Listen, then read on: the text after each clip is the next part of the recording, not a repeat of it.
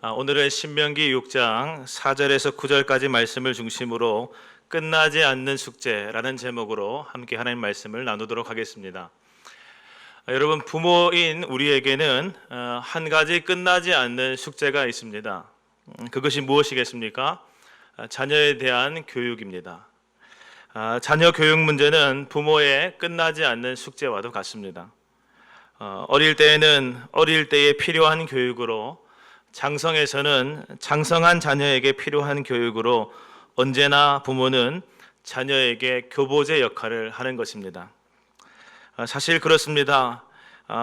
어린 자녀뿐만 아니라 장성한 자녀도, 자녀가 결혼을 했어 독립을 했어도 자녀가 또 다른 그의 자녀를 보았다 할지라도 부모에게 자녀는 언제나 자녀인 것입니다. 따라서 그에 대한 교육은 끝나지 않는 숙제처럼 항상 부모에게는 있는 것이고, 따라서 부모는 자녀의 이름을 불러가며 날마다 기도하고 품고 사랑하는 것이 필요한 것이죠. 성경을 보다 보면 하나님께서 쓰시는 훌륭한 인물들이 있는데 사무엘, 다윗, 기드온 같은 사람들이 있습니다. 사무엘이나 다윗이나 기드온을 보게 되면 그들은 신앙적으로 아주 훌륭했고 또한 세상적으로도 아주 뛰어나고 성공한 인물들이라고 말할 수 있을 것입니다. 그런데 이 사람들의 특징이 있는데 한 가지 공통점이 있습니다. 모두 세 사람 다 자녀 교육에 실패했다라는 것입니다. 여러분, 사무엘은 어떻습니까? 사무엘에게는 두 아들이 있었습니다. 첫째 아들은 요엘이라고 하는 사람이었고 둘째 아들은 아비야라고 하는 사람이었는데, 사무엘이 나이가 많아서 이제는 나이가 들어 더 이상 이스라엘 나라를 사사로서 다스리기 힘에 부쳤을 때에 자연스럽게 두 아들을 이스라엘의 사사로 삼게 되었습니다. 그런데 이 아들들이 어떠했는가 하면 자기 아버지의 행위를 따르지 아니하였다, 성경이 말합니다. 그리고 이익을 따라 뇌물을 받고 판결을 굽게 했다라고 했습니다. 그래서 하나님께서 버리신 사람들이 바로 사무엘의 아들들입니다. 다윗은 어떻습니까? 다윗의 유명한 아들 압살롬이 있습니다. 압살롬은 아버지 다윗에게 반기를 들고 반역했던 사람이었고 이스라엘을 위기 끝까지 몰고 갔던 사람이 다윗의 아들인 압살롬입니다. 대낮에 아버지의 아내를 범했던 것이 압살롬이었습니다. 여러분, 솔로몬도 처음에는 아버지 다윗처럼 하나님을 잘 섬겼지만 그 후에는 점점 신앙이 기울어 갔던 것을 우리가 잘 압니다. 기드온도 마찬가지입니다. 기드온의 아들 아비멜렉이라고 하는 사람이 있었는데 이 사람은 스스로 왕이 되고자 했던 사람이었습니다. 그래서 자기 아버지의 아들들, 자기의 형제들인 70명의 사람들을 한날 한시에 한 바위 위에서 다 죽였던 사람이 아비멜렉입니다. 그리고 결국에는 세겜 사람들이 아비멜렉을 왕으로 삼고자 할 때 그에게 가서 왕이 되었었는데 3년이 지났을 무렵에, 왕이 된 지 3년밖에 되지 않았을 때에 기드온의 막내 아들인 요담의 우화대로 세겜 사람들의 배반으로 인하여서 아비멜렉과 세겜 사람들의 사이가 서로 멀어지게 되고 서로가 서로를 해함으로 같이 자멸하고 버리고 만 사람들이 아비멜렉과 세겜 사람들입니다. 사랑하는 여러분, 성경은 우리에게 종종 여러 가정들의 이야기를 들려주는데 그 가정들을 통하여서 우리에게 말씀하고자 하는 것은 자녀 교육이 얼마나 중요한가, 자녀 교육이, 이것을 우리에게 말씀하시는 것입니다. 여러분, 부모가 성공하면 자녀도 당연히 성공하는 것입니까? 세상적으로 부모가 잘 나갔는데 그 자녀가 당연히 잘 나간다, 그렇게 볼 수 없을 것입니다. 마찬가지로 부모가 믿음이 참 좋습니다. 그러면 자녀도 당연히 믿음 좋겠죠? 그러면 좋겠지만 그러지 않을 가능성도 많이 있는 것이죠. 자동적으로 되는 것이 아닙니다. 따라서 우리는 부모라고 한다면 자녀 교육에, 특별히 자녀의 신앙 교육에 열과 성을 다해야, 그래야 부모답다라고 말할 수가 있습니다. 저도 지금 자녀를 낳아서 한참 기르고 있습니다. 참 어렵습니다. 어떻게 해야 할까 고민이 많이 듭니다. 저에게도 항상 숙제처럼 여겨집니다. 사랑하는 여러분, 우리 함께 자녀들을 어떻게 기르고 키워내고 또 어떻게 계속해서 교육할 것인가, 특별히 내 자녀의 신앙교육을 위해서 나는 오늘 지금 이 시간 무엇을 결심할 것인가, 함께 이 시간 말씀을 통하여 도전받을 수 있게 되기를 주님의 이름으로 간절히 축원합니다. 첫 번째로 우리는 자녀 교육의 책임이 나에게 달려있다라는 것을 기억해야 합니다. 우리 가슴에 손을 얹고 함께 따라해 보겠습니다. 나에게 달렸습니다. 나에게 달렸습니다. 한 번 더 하겠습니다. 나에게 달렸습니다. 아멘. 여러분, 우리 자녀들을 인격적으로나 신앙적으로 어엿한 사회인으로 키워내는 일, 누구에게 달렸습니까? 부모에게 달렸습니다. 나에게 달렸습니다. 마찬가지로 하나님 앞에서 좋은 믿음의 사람으로 자라나게 하는 것, 그것도 누구에게 달렸습니까? 나에게 달려 있습니다. 부모인 나에게. 교육학자들은 말합니다. 인격 형성은 학교에서 되는 것이 아니다. 학교 교육보다 부모에게 달려 있다라고 말합니다. 다시 말해서 가정교육이 제일 중요하다는 것이죠. 사실 그렇습니다. 학교 교육이 모든 것을 다 해결해주는 만병통치약이라고 한다면 학교 졸업한 사람들은 다 인격 좋은 사람들이 되었어야 마땅합니다. 그런데 여러분, 세상이 그렇습니까? 그렇지 않습니다. 다 똑같이 학교 교육을 다 받았지만 왜 다들 좋은 인격자가 되지 못하는 것이겠습니까? 교육도 마찬가지입니다. 교회에서 신앙교육을 부분적으로는 해줄 수가 있습니다. 어느 정도 기본적인 부분은 교회에서 충분히 신앙을 케어해 줄 수가 있습니다. 그러나 나머지는 다 가정에서 채워지는 것입니다. 생각해 보십시오. 자녀들이 교회에 나와서 말씀 배우고 신앙 점검받고 살아계신 하나님을 예배하는 시간이 절대적인 시간이 얼마나 되겠습니까? 일주일에 1시간, 길면 2시간입니다. 근데 일주일이 1년이 52주니까 다 그 교육 시간을 합해도 1년에 52시간만 신앙교육을 할 수가 있는 것입니다. 따라서 나머지 시간들은 뭘 해야 하겠습니까? 가정에서 해야 하는 것이죠. 여러분, 아무리 교회에서 잘 가르치면 또 뭐 하겠습니까? 자녀들이 집에 가서 그 부모를 보면서 신앙이 적용된 삶을 보게 되는데, 삶을 본보기로 볼 때에 그 본보기가 이미 휘어져 있고 굽어 있으면 아무리 교회에서 잘 가르쳐도 그 신앙이 바르게 서기가 힘든 것입니다. 따라서 여러분, 아주 무서운 말인데 이런 말이 있습니다. 부전자전, 모전여전. 이 무슨 말이죠? 무슨 말이겠습니까? 그 아들을 알려면 아버지를 보면 된다. 그 딸을 알려면 누굴 보면 된다? 어머니를 보면 된다. 너무 무서운 말 아니겠습니까? 그래서 사실 저는 여러분들에게 이렇게 말씀드리고 싶어요.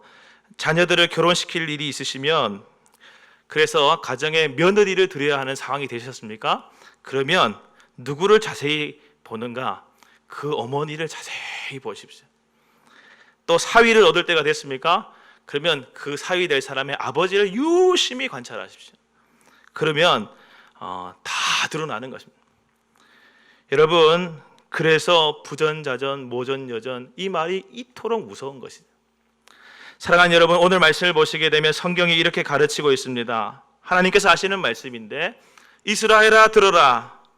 우리 하나님 여호와는 오직 유일한 여호와이시니 너는 마음을 다하고 뜻을 다하고 힘을 다하여 내 하나님 여호와를 사랑하라 하셨습니다.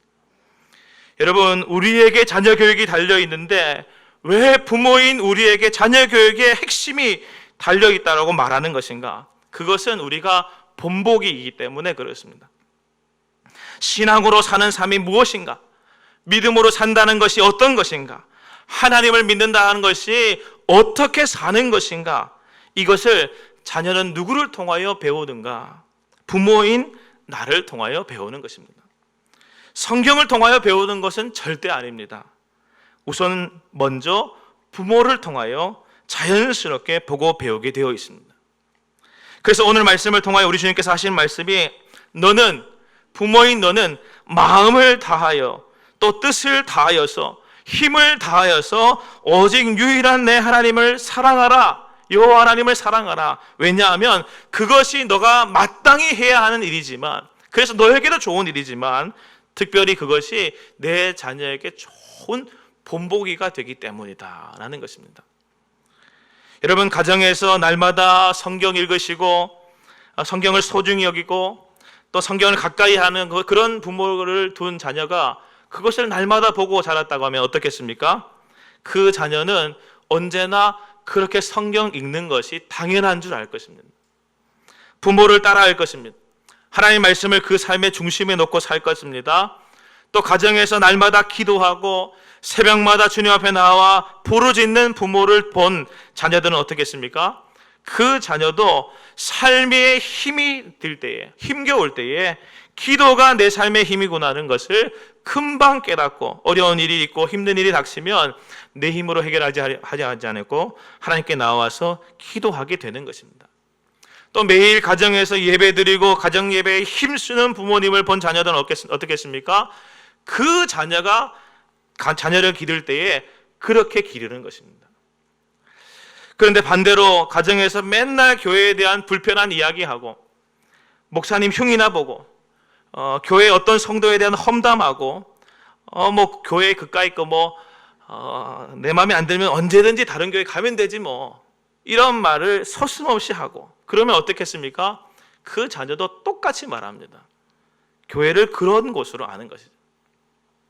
여러분, 교회를 헐뜯는 얘기, 목회자의 흠을 들추는 말들, 믿음의 동역자인 성도들의 결점을 비웃는 말들, 이런 것은 다른 곳에 가서도 물론 하지 말아야 하지만 특히나 내 자녀 앞에서는 내 목에 칼이 들어와도 나는 하지 않겠다라고 하는 결단이 있으셔야 합니다. 그래야 우리 자녀가 잘 되는 것이죠. 그래야 우리 자녀가 우리 어머니에게서는 교회에 대한, 하나님에 대한, 목사님에 대한 좋지 않은 말은 단 한 번도 내가 들어본 적이 없습니다, 이런 고백을 자녀의 입에서 나오게 된다고 한다면 그 가정만큼 복받는 가정이 없는 것입니다. 여러분, 우리는 어떤 본보기가 되어야 하는가? 오늘 말씀은 주님을 깊이 사랑하는 본보기가 되어야 된다. 마음을 다해 주님을 예배하는 본보기가 되어야 된다. 뜻을 다해 주님의 마음을 시원케 해드리려고 애쓰는 본보기가 되어야 된다. 힘을 다해 주님을 섬기며 힘껏 주님의 교회를 섬기고 봉사하고 헌신하는 모습을 보여주는 본보기가 되어야 된다라고 말했습니다.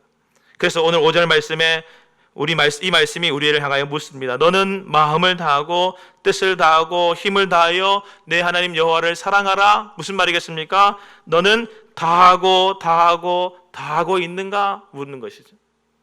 여러분, 하나님 외에 누가 여러분의 가장 가까이에서 여러분을 두 눈 빠지라고 지켜보고 있는가 하면 여러분의 자녀들이 지켜보고 있습니다. 한시도 다른 곳으로 마음 돌리지 않고 늘 보고 있을 것입니다. 무엇하게 하려고? 내 삶에 주신 본보기가 어떤가를 보려고. 그래서 마지막 날에 우리의 자녀들은 하나님 앞에서 다 증언할 것입니다. 뭐라고 증언하느냐? 하나님 당신께서 나에게 주신 부모님은 정말 좋은 믿음의 본이셨습니다. 이런 고백을 하는 자녀가 있는가 하면, 또 혹은 하나님께서 나에게 주신 본보기인 우리 부모님은 사실 죄송하지만 좋은 본보기는 아니었습니다 라고 고백할 자녀들도 있을 것입니다. 여러분, 우리는 어떤 소리를 들어야 되겠습니까? 오늘 이 시간 마음을 새롭게 할 수 있게 되기를 바랍니다. 다하여 주를 섬기는 신앙은 그것 때문에 우리가 완전한 하나님의 사랑과 축복을 다 맛보게 할 것이고, 또 우리 자녀들에게도 절대로 좋은 신앙의 유산을 물려주게 될 줄로 믿습니다. 우리가 하나님을 다하여 사랑함으로 믿음의 좋은 명문가를 다 이뤄낼 수 있게 되기를, 그래서 우리 주님께 주신 축복이 천대까지 이어지는 축복이 있으시기를 주님의 이름으로 간절히 축원합니다. 그런가 하면 우리는 자녀에게 부지런히 가르쳐야 됩니다. 삶의 본으로 가르치는 것을 넘어서 말로 날마다 가르침이 있어야 되는데 우리는 무엇을 말하며 가르쳐야 하는가? 오늘 말씀을 보게 되면 하나님의 말씀을 가르치는 일을 부모인 우리가 해야 한다라는 것을 이 말씀을 통하여 알 수 있습니다. 그런데 언제까지 하나님 말씀을 가르쳐야 되냐면 계속해야 되는데 마음에 새겨질 때까지 그것을 계속해야 됩니다. 따라하겠습니다. 자녀에게 따라하겠습니다. 자녀에게 말씀을 가르치자. 자녀에게 말씀을 가르치자. 여러분, 오늘날 사람들이 거의 안 낳습니다. 낳아도 너 한둘 겨우 낳을까 말까 하고 이제 둘 낳는 집을 찾기가 참 어려워진 세상이 되었습니다. 얼마나 사람들이 아이를 안 낳냐면 둘만 낳아도 다둥이 혜택을 줍니다. 얼마나 좋은 세상인지 모르겠습니다. 저는 셋이나 낳아서 다둥이 혜택을 많이 받고 있습니다. 그래서 집집마다 자녀들이 다 귀합니다. 그래서 자녀들에게 지극정성이고 자녀들이 해달라는 것 다 해주는 것을 잘 봅니다. 자녀에게 좋은 경험 시켜준다고 이것저것 안 보여주는 것이 없고 안 데려가는 데가 없고 누가 뭐 좋다고 한다면 금방 다 그거 하는 그런 시대가 우리 시대입니다. 그래서 저희 자녀들을 보면 애들이 아직 어려서 이런 일들을 자주 겪는데 학교에서 누군가가 뭔가 새로운 뭔가를 가지고 오면 금방 애들이 자기 집에 가서 자기 부모님들에게도 그거 사달라고 하는가 봅니다. 그래서 한 일주일 전에 우리 집 학교에 어떤 친구가 이런 거 가지고 왔어 하면서 저희한테 말했는데 일주일 뒤에 있다가 한다는 얘기가 우리 반에 안 가지고 있는 애들이 없어 아빠, 이렇게 얘기하는 것을 보게 됩니다. 여러분, 자녀 교육에 얼마나 지극정성인지 요즘에는 유치원 때부터 영어 교육이다, 영어 유치원 보내고 또 악기 가르쳐야 된다고 하면서 이런저런 악기 다 가르쳐주고 또 조기교육 한다고 이런저런 과외 선생님 맨날 다 붙여서 가르치고 이제는 운동도 가르치고 요즘에는 컴퓨터도 가르치는데 여러분, 컴퓨터 요즘에는 타자만 가르치는 것이 아니라 코딩을 가르칩니다. 코딩이 뭔지 잘 모르시죠? 제가 여기서 코딩을 가르칩니다 하니까 아무도 반응이 없으신데 여러분, 컴퓨터 어플을 만드는 것이 코딩입니다. 컴퓨터 프로그램을 만드는 것이 코딩입니다. 컴퓨터를 사용하는 게 아니라 컴퓨터를 다른 사람이 사용할 수 있도록 만드는 것을 코딩이라고 하는데 그 코딩을 초등학생들이 배우고 있습니다. 여러분, 제가 이 정도로 큰 차이를 느끼는데 여러분은 얼마나 더 하실까 생각이 됩니다. 여러분, 정말 요즘 이 시대는 자녀 교육에 정말 열심히 시대입니다. 자녀가 좋다고 하는 것은 다 해주고 자녀 교육을 위해서라면 뒤처지는 것을 싫어합니다. 그런데 이렇게 부모들이 다 열심을 내면서도 해도 되고 다 이것저것 다 열심을 내면서도 오직 하나 하지 않는 것이 있습니다. 열심 내지 않는 것 하나. 그것이 무엇입니까? 하나님 말씀 가르치는 것은 열심을 내지를 않습니다. 그것의 중점이 사라져 버렸습니다. 우선순위가 거기 없어져 버렸습니다. 그래서 예전에는 운동이 취미생활이고 컴퓨터가 취미생활이고 여러 다른 공부들이 취미생활이었는데 이제는 신앙생활이 취미생활이 되어버렸습니다. 믿음이 선택사항이 되어버렸습니다. 하나님보다 내가 더 중요하고 더 높은 위치를 차지해버렸습니다. 이것이 오늘날 교육이 가지고 있는 맹점인 것입니다. 여러분, 우리 그리스도인들은 이것의 순서를 바꾸어야 합니다. 여러분, 우리 자녀가 어떨 때 성공할 수 있겠습니까? 그들이 신앙의 기초 안에 바르게 서 있을 때에 성공하는 것입니다. 여러분, 산을 올라가다 보면 돌탑이 쌓여 있는 것을 보게 되는데 높이 쌓여 있는 돌탑은 다 무엇부터 잘했는가 살펴보게 되면 기초부터 잘 놓아져 있다라는 것을 알 수가 있습니다.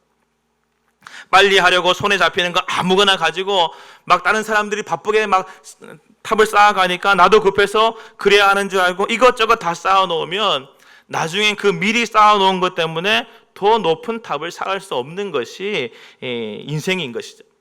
사실 기초부터 크고 바르고 반듯하게 놓는 것이 필요합니다. 그리고 우리 인생의 기초는 무엇이겠습니까? 예수 그리스도, 영원한 반석이신 예수 그리스도, 하나님의 말씀이신 예수 그리스도가 우리의 기초의 반석 가운데 놓여져 있어야 하는 것이죠.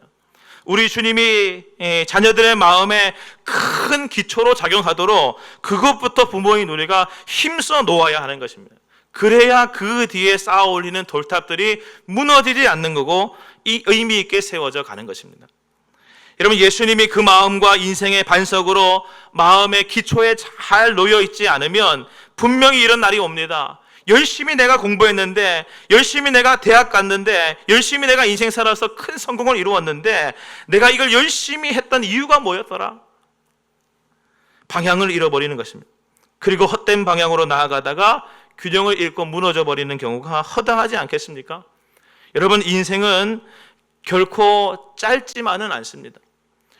오래 사신 분들은 목사님 인생 그렇게 길지 않습니다 할지 모르겠지만, 또 그런 면에서도 한편으로는 그렇게 짧지도 않는 것이 인생입니다. 여러분, 오늘 하루 내 자녀가 늦게 간다고 해서 그걸로 두려워하지는 마십시오. 불안해하지는 마십시오. 믿음의 기초, 신앙의 근본이 바로 세워져 있으면 그 바로 세워져 있는 그때로부터 그 다음부터는 달려가는 때에 거침이 없는 인생이 될 것입니다. 예전에 한 예능 프로에서 이런 내용의 프로그램을 본 적이 있습니다. 몇 팀이 나누어서 배를 만들어서 한강을 건너는 대결을 하는 것을 봤는데, 한 팀은 빠른 시간에 돌파하려고 급하게 대충 만들어서 빨리 물에 배를 띄웠습니다. 배를 테이프로 그냥 덕지덕지 발라서 이렇게 만들었고, 다른 팀은 시간이 느리더라도 꼼꼼하게 점검하면서 기초부터 차근차근 착실하게, 재료 선정부터 까다롭게 모든 것을 하나하나 잘 준비하는 것을 보게 되었습니다. 그리고 출발했습니다. 물론 빨리 만든 팀이 더 빨리 출발해서 벌써 저만치 갔습니다. 그런데 느리게 한 팀이 출발은 늦었지만 막상 결과는 어떠했냐면, 느리게 출발하지만 기초 준비가 잘 된 그 팀이 이겼습니다. 빨리 간 팀은 중간쯤 가니까 배에 자꾸만 물이 새어 들어와서 그 물을 퍼내느라 정신이 없었습니다. 여러분, 마치 이런 것과 같습니다.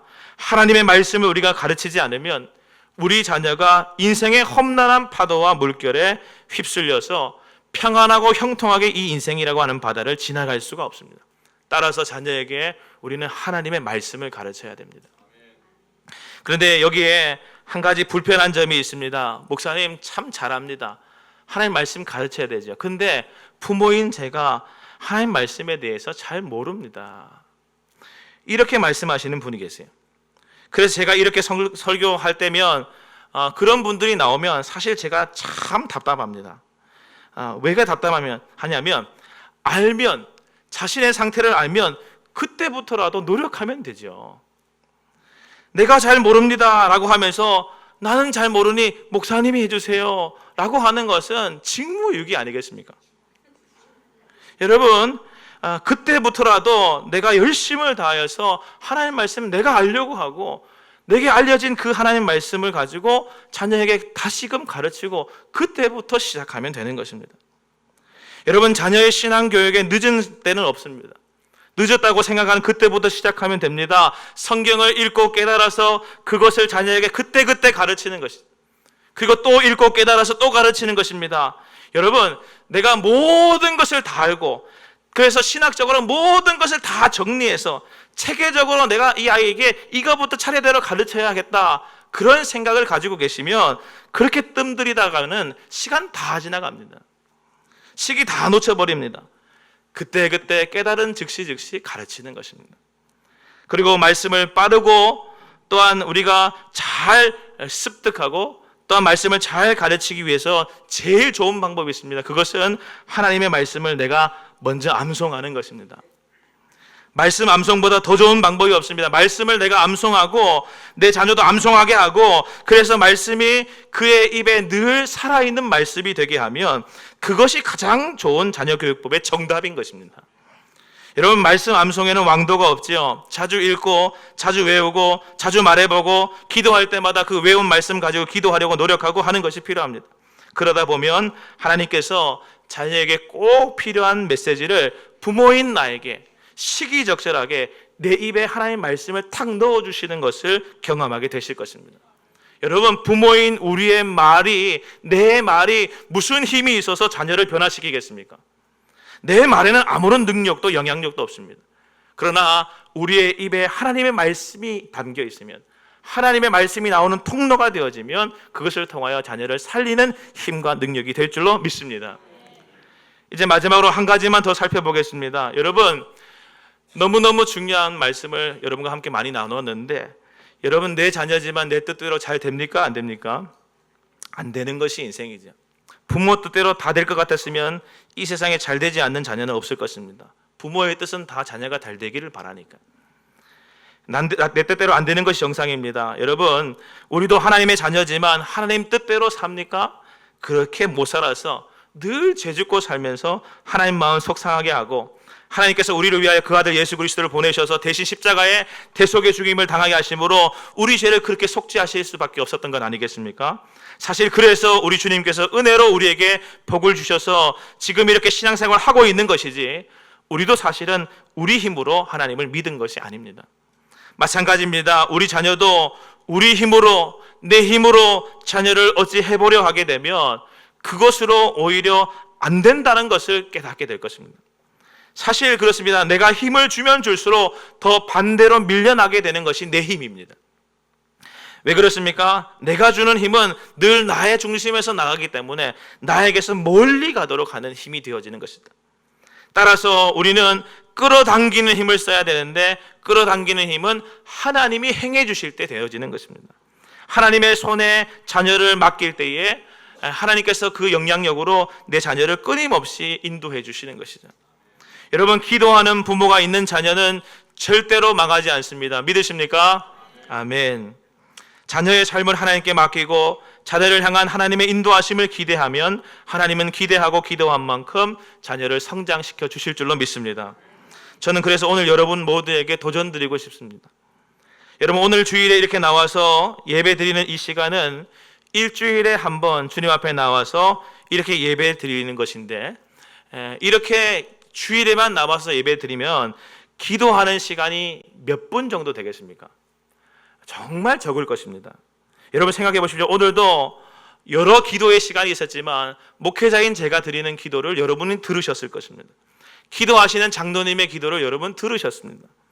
또한 여러 기도를 듣다가만 가는 것이지 정말 내가 기도하는 시간이 얼마나 있었는가 생각해 보게 되면 지극히 작다는 것을 깨닫게 되실 것입니다. 그래도 우리 교회는 특별 기도 시간이 있어서 오늘도 이렇게 교육이라고 하는 목표를 가지고 기도하긴 했지만 그 기도도 사실은 너무 적은 시간 아니겠습니까? 그런데 그런 분들도 있습니다. 그때에도 앞에서 마이크 들고 목회자가 기도 크게 해주니까 그 기도만 듣다가 가시는 분도 그 시간에 있을 수 있다고 생각합니다. 여러분, 기도가 능력입니다. 기도하지 않고 우리가 어떻게 자녀를 믿음으로 잘 키워낼 수 있겠습니까? 그래서 드리는 말씀입니다. 여러분, 교회가 공식적으로 기도하는 시간이 있습니다. 언제이냐면 금요일 저녁입니다. 우리 교회는 금요일 저녁을 공식적으로 교회가 기도하는 시간으로 떼놓았습니다. 여러분, 그 시간에 나오시길 바랍니다. 그리고 자녀들을 함께 데리고 나오셔서 함께 자녀들과 함께 기도하시고, 기도하는 부모의 모습을 자녀에게 보여주시고, 또한 자녀들을 위하여서 머리에 손 얹고 축복기도 해주시게 되면 그 자녀가 잘 되지 않을래야 잘 되지 않을 수가 있겠습니까? 물론 새벽마다 주님 앞에 나와서 기도할 수 있다고 한다면 금상첨화, 그보다 더 좋은 일은 없을 것입니다. 그런데 그것이 안 된다고 한다면 그래도 일주일에 한 번이라도 금요기도에 나와서, 교회 기도 시간이 1시간인데 1시간만이라도 기도해보려고 해보셔야 하는 건 아니겠냐라는 것이죠. 젊은 목사가 앞에서 말하는데 좀 들어주시면 얼마나 좋겠습니까? 사랑하는 여러분, 부모의 눈물의 기도를 본 자녀는 절대 어긋나는 법이 없습니다. 부모의 눈물의 기도를 직접 곁에서 본 자녀에게 하나님은 그 부모의 모습을 자녀의 마음 가운데, 자녀의 뇌리 속에 박히도록 새겨주시는 것입니다. 사랑하는 여러분, 이제 말씀을 마치겠습니다. 여러분, 자녀는 하나님께서 여러분에게 맡기신 사명이자 끝나지 않는 숙제입니다. 자녀 교육도 안 되면 하나님은 여러분에게 다른 사명을 맡기실 리가 없습니다. 왜 그렇습니까? 이미 한 영혼 맡겨주셨는데 그 맡겨준 영혼도 잘 책임 못 지고 있으면 어떻게 다른 영혼을 하나님께서 맡기시겠습니까? 따라서 우리는 이 숙제를 잘 해야 됩니다. 이 숙제 한 가지만 잘해도 우리 주님께서는 반드시 우리를 칭찬하실 것입니다. 여러분, 오늘 이 시간 주님 앞에서 결단하면서, 하나님, 지금까지는 내가 실패했을지라도, 지금까지는 내가 너무 머뭇거리고 있었을지라도 오늘부터라도, 지금부터라도 다시 시작하겠습니다. 기도하게 하시고 말씀을 가르치게 하시고 하나님 사랑하는 것을 자녀에게 본보기로 보여주는 부모가 될 수 있도록 내게 힘을 주십시오. 결단한 대로 살게 해주십시오. 그렇게 기도하며 나갈 때 하나님께서 우리 가정을 믿음의 명문가로 세우시는 은총을 더해 주실 줄로 믿습니다. 이런 복된 가정 다 되시기를 주님의 이름으로 간절히 축원합니다. 아멘. 기도하겠습니다. 하나님 아버지 감사합니다. 우리에게 사랑 주셔서 하나님의 구원하심을 입게 하여 주시고 그 사랑에 힘입어 주님 믿음의 삶을 살게 하시며 그 사랑을 따라 소망을 가지고 영생을 누리도록 인도해 주시니 감사함을 드립니다. 나는 이렇게 구원을 받았는데 우리의 자녀들도 더 크신 믿음 안에서, 큰 믿음 안에서 크신 사랑 가운데 하나님을 깊이 사랑하며 믿음의 부유한 자가 되어져야 할 터인데 우리 자녀들을 생각할 때에 가슴이 답답해지는 우리들이 있습니다. 하나님 불쌍히 여겨주시고 다시금 일으켜 세워주시고 우리들의 가정이 믿음 안에서 세워지는 것을 볼 수 있도록 주님 복의 복을 은혜 위에 은혜를 더하여 주시옵소서. 우리가 더욱 하나님을 사랑하는 모습을 본보기로 보여주게 하여 주시고 우리가 하나님 말씀을 늘 암송하고 그 말씀으로 자녀를 양육시켜서 자녀들이 하나님 말씀을 가까이 하게 하는 일에 최선을 다하게 하여 주시옵시며 우리가 날마다 기도하는 시간을 주님 앞에 따로 떼어둠으로 말미암아 우리가 기도할 때 하나님께서 이루시는 것을 볼 수 있도록 역사하여 주시옵소서. 하나님 아버지, 우리 교회 모든 성도들의 가정은 다 믿음의 명문가가 되게 해주셔서 하나님의 크신 역사를 날로 증거하도록 역사하여 주시옵소서. 우리를 사랑하시는 예수 그리스도의 이름으로 간절히 기도하옵나이다. 아멘.